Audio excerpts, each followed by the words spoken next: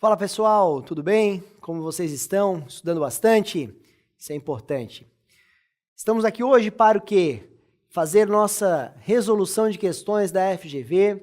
Vai ser um momento aí de trocar bastante ensinamentos sobre as questões de processo civil da FGV. Tenho certeza que vai ser muito importante e interessante para os seus estudos. Vem comigo, vai ser legal. Fala pessoal, então, dando continuidade aos nossos ensinamentos aqui, vamos resolver algumas questões especialmente separadas aqui pelo nosso concurseria para você que está estudando então para os nossos concursos, ok? Na área de processo civil. Vamos lá. Primeira questão.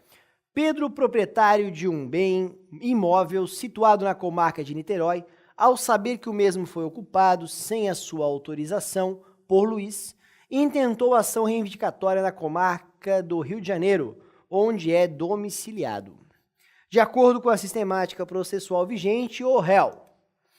Primeira opção, letra A, deve alegar o vício de incompetência como preliminar de sua contestação, sem que o juiz possa conhecer ex officio da matéria, ok? O que está errado nessa aqui, pessoal? Olha lá, deve alegar o vício de incompetência como preliminar de contestação, ok, tá? Por quê? Porque não existe mais exceção de incompetência relativa, tá? Hoje é tudo alegado, tanto a relativa como a absoluta são alegadas como preliminar à contestação. Mas o que deixa errado é essa parte aqui, ó. Sem que o juiz possa conhecer ex officio da matéria. O juiz pode conhecer ex officio da matéria, tá? Desta matéria aqui ele pode. Hipótese B. Deve alegar o vício de incompetência com preliminar de sua contestação. Perfeito. Embora o juiz possa conhecer ex officio da matéria. Ok? Então, esta aqui, ó, é a resposta correta, tá? Por quê? Porque a forma de alegar é como preliminar, perfeito, e o juiz também poderia ter conhecido ex officio da matéria. Vamos ver o que está errado nas outras, ó. C. Deve alegar o vício de incompetência pela via da exceção, ó. Já era. Que você já para por aqui, nem adianta, tá? Sem que o juiz possa reconhecer e tal. D. Deve alegar o vício de incompetência pela via da exceção, embora o juiz possa alegar ex officio da matéria. Primeiro já errou ali quando falou de exceção. E. Não pode alegar o vício de incompetência, já que a possibilidade de o autor intentar a ação na comarca de seu domicílio compatibiliza-se com a garantia constitucional do pleno acesso à jurisdição. Tá? Imagina se isso for... Isso aqui mesmo era mais fácil de você descartar, tá? Imagina se isso aí virar moda, né? Ah, não, cada um pode entrar onde quiser, porque é garantia constitucional de pleno acesso à jurisdição. Não, né? Nós temos regras de competência territorial que precisam obrigatoriamente ser observadas, ok? Então, só confirmando, né? Resposta correta, gabarito, letra B. Próxima questão. Tendo-se iniciado o prazo de 15 dias para contestar uma demanda, o réu apresentou contestação no 8º dia do prazo. Pode isso? Sem nenhum problema, tá? Inclusive, né, o nosso CPC resolveu essa situação de que o ato praticado antes do término do prazo, ele é plenamente intempestivo, né, sem nenhum problema. Aliás, né, hoje, inclusive, você pode protocolizar o prazo, né, ou cumprir o prazo antes mesmo do prazo ter aberto, antes mesmo de ter sido intimado da afluência do prazo, sem nenhum problema. Ok? Então, tudo certo.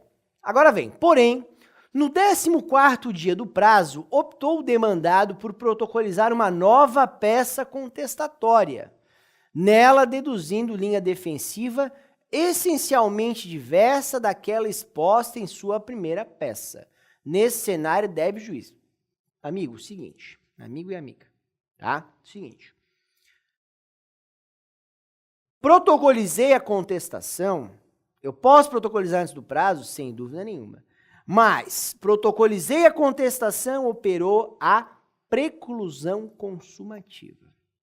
Tá? O que é isso?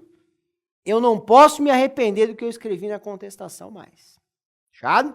Deveria o quê? Deveria ter pensado um pouquinho melhor antes, tá? Usava todos os dias do seu prazo, certo? Por quê? Porque protocolizou a contestação, acabou. Era aquela tese que você tinha que usar e que você já usou. Ok? Letra A. Receber a segunda contestação, já que ofertada ainda dentro do prazo legal. Ó. Ele não vai receber a segunda contestação. B. Receber a segunda contestação em observância aos princípios constitucionais da ampla defesa e do contraditório. Dá um tempo, né? Ampla defesa e contraditório. O que está de... Quando é que eu estou impedindo a ampla defesa? Não, ampla defesa não é nem o caso, mas o contraditório, tá? Se ele já protocolizou a contestação. Não, né? Já teve contestação, então tá tudo certo no contraditório. C. Deixar de receber a segunda contestação em razão do Instituto da Preclusão Lógica. Tá? Então, ó, deixar de receber a segunda contestação em razão do Instituto da Preclusão Lógica. Não é preclusão lógica, tá? Não é preclusão lógica. D. Deixar de receber a segunda contestação em razão do Instituto da Preclusão Consumativa, tá? Por que é preclusão consumativa? Porque você, ao protocolizar, consumou o ato de contestar. Fechado? Então, já houve o quê? Já houve a consumação do ato, certo? Então, é preclusão consumativa. Deixar de receber a segunda contestação em razão do Instituto da Preclusão Consumativa. Você só poderia ficar na dúvida, tá? Em relação ao quê? A C ou a D. A E também poderia, né? Porque fala em preclusão. Mas ele muda o quê? Ele muda o nome da preclusão. Você tinha que saber que era preclusão consumativa. E mata dessa forma, ó. Pratiquei o ato, consumei o ato. Fechado? Então, sempre que o quê? Que for uma preclusão pela consumação de um ato já praticado, preclusão consumativa, tá? Então, a resposta correta, letra D, de dado. Ok? Então, confirmando aí, tá? O nosso gabarito. A possibilidade de...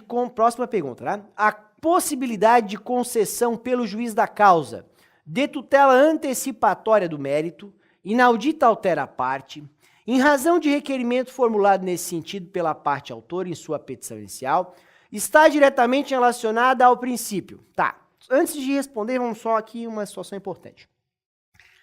Tutela antecipatória de mérito, inaudita altera pars. O que é inaudita altera pars?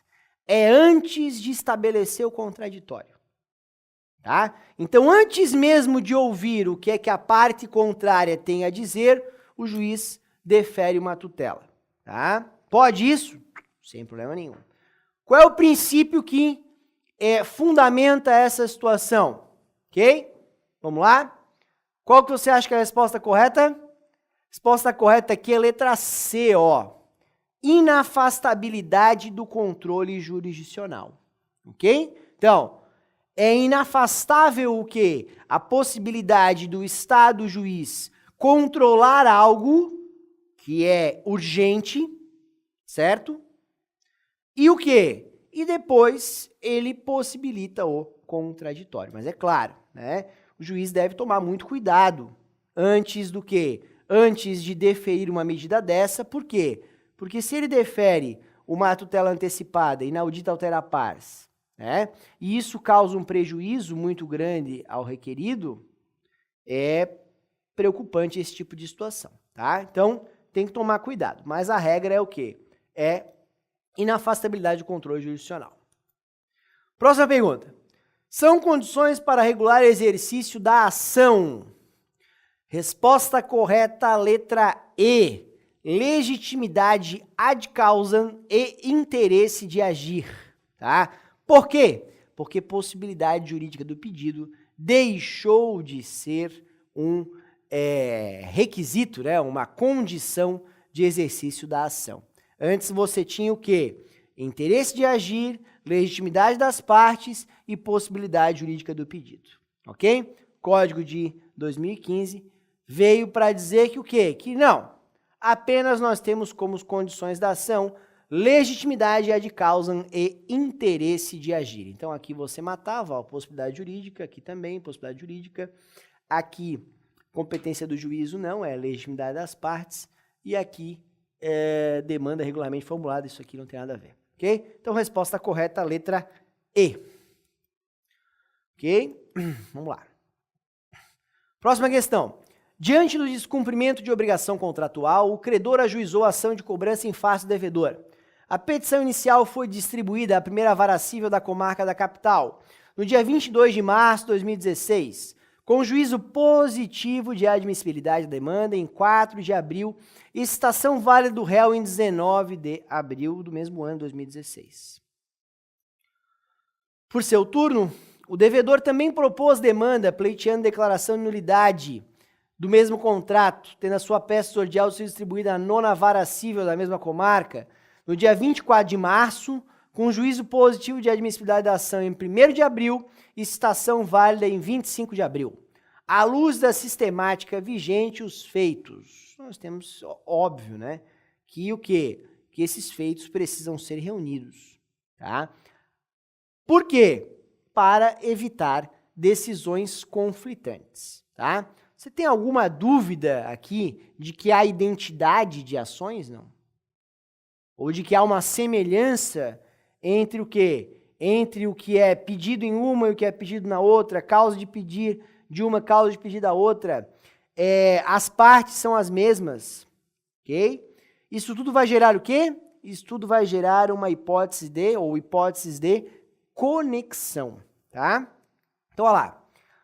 Letra A. Não podem ser reunidos, devendo cada qual tramitar perante o juízo cível para onde a respectiva petição inicial foi distribuída. Nada a ver. B. Devem ser reunidos em razão do vínculo da continência, sendo prevento o juiz da primeira vara cível da capital. Devem ser reunidos em razão do vínculo de continência, estando prevento o juiz da 9ª vara cível da comarca da capital. D. Devem ser reunidos em razão do vínculo da conexão, estando prevento o juiz da primeira vara cível da comarca da capital. E. Devem ser reunidos em razão do vínculo de conexão, estando prevento o juiz da 9ª vara cível da comarca da capital. Então, você já sabe que é conexão, né? Então, não só pode ser ou a D ou a E, certo? E aí você precisa saber quem é que é o prevento. Prevento é aquele que o quê? Que determina a citação primeiro. Então, vamos ver quem foi que determinou a citação primeiro. Opa, aqui. Aqui, olha lá. Tal. Ó, citação válida em admissibilidade em 4 de abril, também foi 4 de abril, e a citação válida em 19 de abril. Esse aqui, admissibilidade em 1º de abril e citação válida em 25 de abril, ok? Olha lá. O que é que vale, ó? Vale a citação, tá? Então, quem foi que citou primeiro? O juiz da primeira vara cível, concorda comigo? Ó, vamos voltar lá. Aqui, tá? Tal. Primeira vara cível, 4 de abril ele despachou, mas ele citou em 19 de abril. Esse aqui, ele despachou antes, mas ele citou em 25 de abril. E o que vale é o quê? É a citação, tá? Então, o que acontecer primeiro, tá? Quem citou primeiro tornou-se o juiz prevento, tá? Então, resposta correta, letra D. Devem ser reunidos em razão da conexão, tá? Estando prevento o juiz da primeira vara cível da comarca da capital. Por quê? Porque foi o que primeiro citou de forma válida a parte requerida. Ok? Próxima questão. De acordo com a disciplina em vigor, é correto afirmar, no que concerne aos prazos processuais, que O Ministério Público dispõe do prazo em quádruplo para contestar. B. Reputa-se tempestivo o ato praticado antes do termo acordo da fluência do prazo. C. Não havendo norma jurídica expressa ou prazo fixado pelo juiz, deve a parte praticar o prazo processual que lhe incumbir em 48 horas. D. Os litisconsortes com procuradores diferentes, ainda que integrantes de um mesmo escritório de advocacia, têm o benefício do prazo em dobro para que se manifestem. E. Salvo disposição em contrário, os prazos são contados, incluindo-se o dia do começo e do vencimento. Vamos só estabelecendo, isso aqui é uma questão importante, tá? Ministério Público dispõe de prazo em quádruplo para contestar. Acabou o prazo em quádruplo, tá? Acabou. Antes era em quádruplo para contestar, digo antes do Código de 2015, né? Código de 1973 era em dobro para recorrer e em quádruplo para contestar. Ok? Código de 2015 acabou com isso e disse o seguinte, olha, o prazo, Ministério Público e tudo mais, né, fazendas e tudo mais, é o quê? É em dobro para praticar qualquer ato, seja contestar ou seja recorrer, tá? Então, não tem mais o prazo em quádruplo. Risca da sua agenda o prazo em quádruplo. B. Reputa-se tempestivo o ato praticado antes do termo acordo da fluência do prazo. Lembra que eu falei um pouquinho antes, na questão anterior, que o quê? Que o Código atual resolveu esse problema? Disse que, mesmo que eu pratique o prazo antes de que tenha começado a fluir a contagem do prazo, tá? É tranquilo, ele é tempestivo, tá? Então, resposta correta desta questão vai ser a letra B, ok? Por quê? Porque mesmo que não tenha fluído ainda o prazo, eu posso praticar o ato processual e ele vai ser intempestivo tranquilamente. C. Não havendo norma jurídica expressa ou prazo fixado pelo juiz, deve a parte praticar o ato processual que lhe incumbir em 48 horas. Não, tá? Quando não há norma expressa ou o juiz não fixa prazo, o prazo é de 5 dias. D. Os litisconsortes com procuradores diferentes, ainda que integrantes de um mesmo escritório de advocacia. O erro está aqui, ó, tá? Por quê?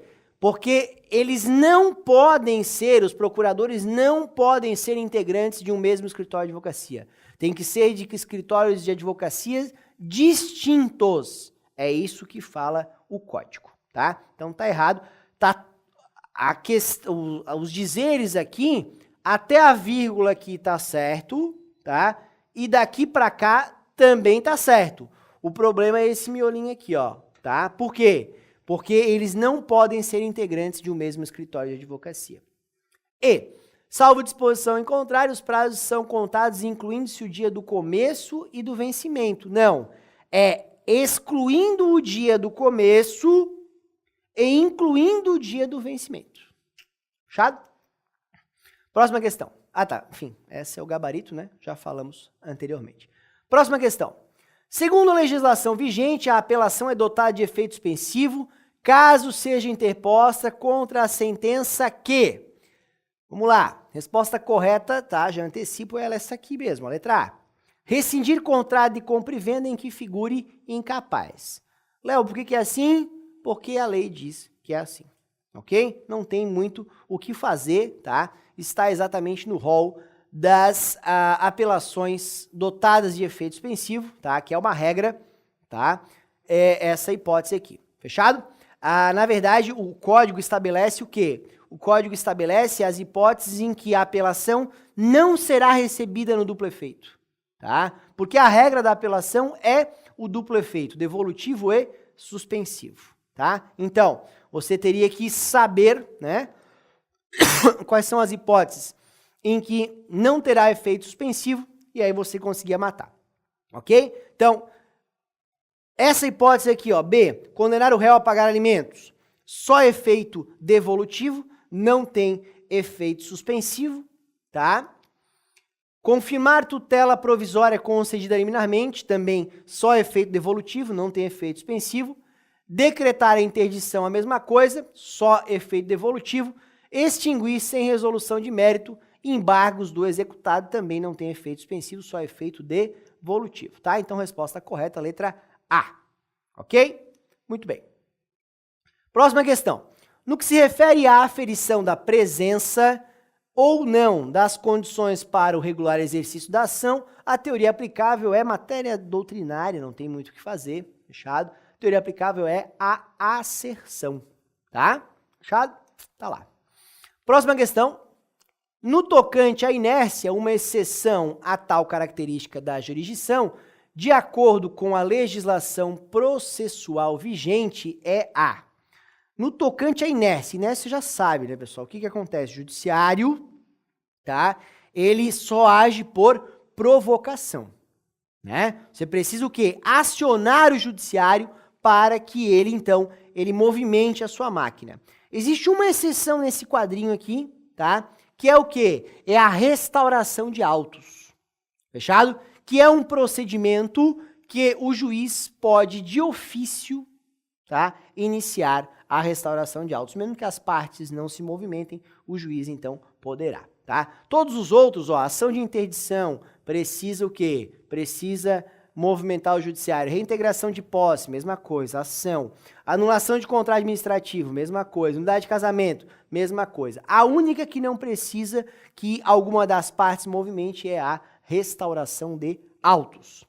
Léo, rapidinho, o que é restauração de autos? Restauração de autos é quando o processo, antigamente, né, pessoal, processo de papel, aquela coisa muito arcaica que não se usa mais, né? Fechado? Hoje nós vivemos numa era do quê? Processo virtual, tá? Então, cada vez mais a restauração de autos está em desuso, tá? Mas era quando o processo físico sumia, certo? Ninguém achava, ninguém sabia onde é que estava, o que ia ter que se fazer, então? Uma restauração de autos. Próxima questão. São elementos identificadores da ação.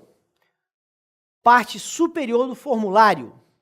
Juízo, partes e pedidos. Não.